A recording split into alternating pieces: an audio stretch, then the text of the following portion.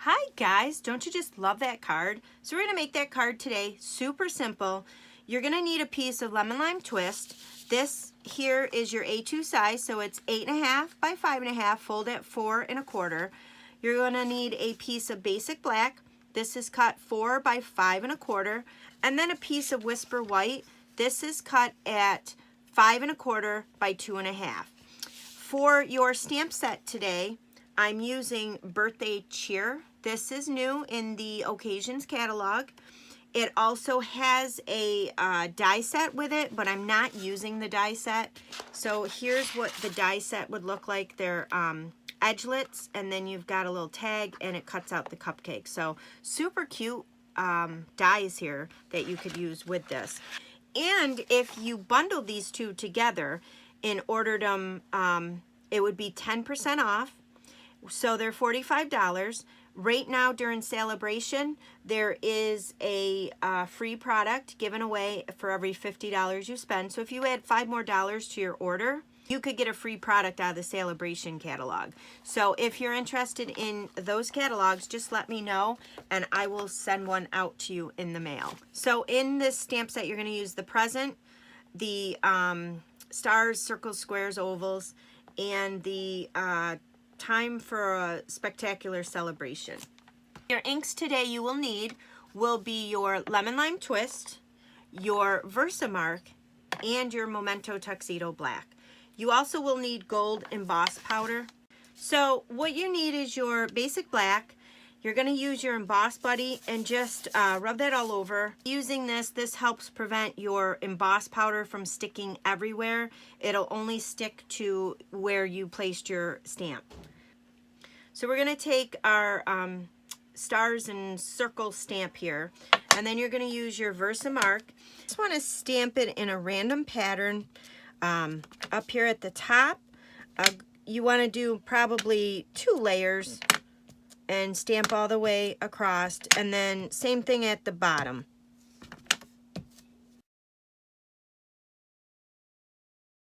So now what you want to do is just bring in your gold emboss powder and just make sure you cover up your pattern with your emboss powder.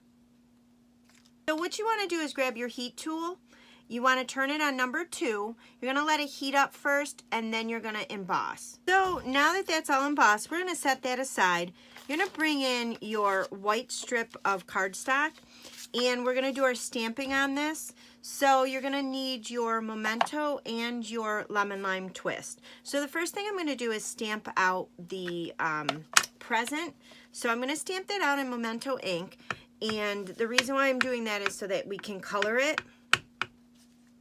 So when you stamp this out, you want to stamp it out on the end of your whisper white here. Then you're going to bring in your lemon lime twist ink, and you're going to take your a time for a spectacular celebration stamp. You're going to ink that up, and then you're going to stamp that right next to the present. Now I'm going to bring in the Stampin' Right markers, Berry Burst and Lemon Lime Twist, and I'm going to color this present. So once you have it colored, now we're going to assemble our card. So you're going to bring in your Lemon Lime Twist. We're just going to fold that right in half, and you could use your bone folder to create a nice crease on that card. And then we're going to go ahead and just assemble it very simple.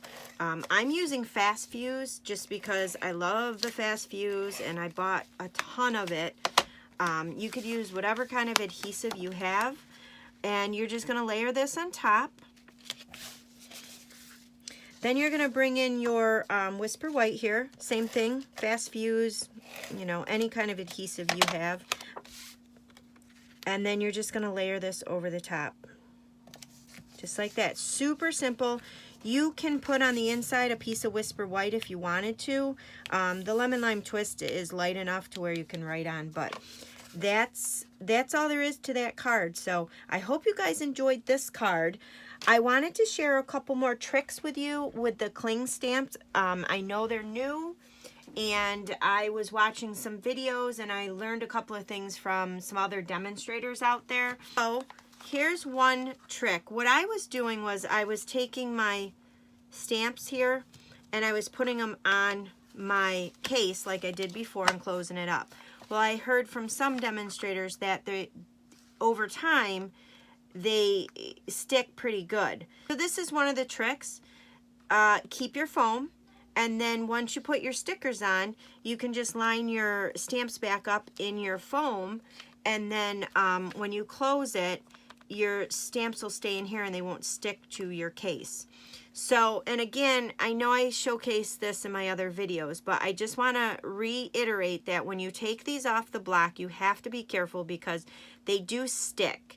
They stick really good, and if they're on the block for a long time, they're harder to come off. So this one has been on here for a while, and I'm having a hard time trying to figure out where to get this off.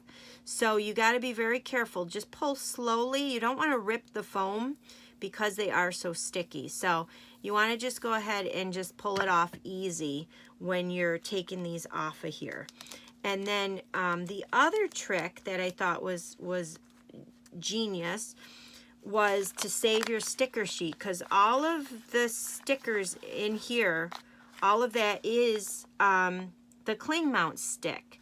So if you have your older rubber foam stamps that you like, you can use this on them to make them stick. So for instance, here's one clear mount stamp, Winter Woods, and what I do is I used to take these and stick the stickers on here because this was sticky, but not the sticker part. So now you can go back with your old stamps, and these peel off really easy off of your, if you've stuck them on here, they peel off pretty easy. So then you can go ahead, put your sticker on, and then take your sticker sheet here and start on one of the edges. So it's a good way to use up the extra cling mount. So it will take some time. You got to work at it to get those layers peeled back, but here we go. So this, let's see, I don't know if this will fit here. Let me see if this will fit here. You want to make sure when you stick it down that you have enough, and you don't need to cover the whole thing, you know, just as long as you've covered most of it. So I've covered most of that there. And then just take some scissors. Now these are my dedicated scissors that I use whenever I'm cutting anything sticky. And you want to cut as close to the stamp as possible so that you can save that. And then just trim around your paper here. So now you have this. You want either the pick-a tool or the paper piercer, something to kind of work at this to kind of get this paper up. It can be tricky. This one's actually working pretty well, I believe. Yes. So you just pull that off, and now you have a cling mount stamp to where your stamps weren't cling mount before. So just another little tip that somebody shared online, another demonstrator, and I thought that was brilliant. So I had to pass it along to you guys. I hope you guys enjoyed this quick little tip. If you haven't done so, please subscribe. And don't forget to ring that bell. I also have a newsletter that I would love for you to sign up with. You will get 30 free card ideas when you sign up. Thanks for watching.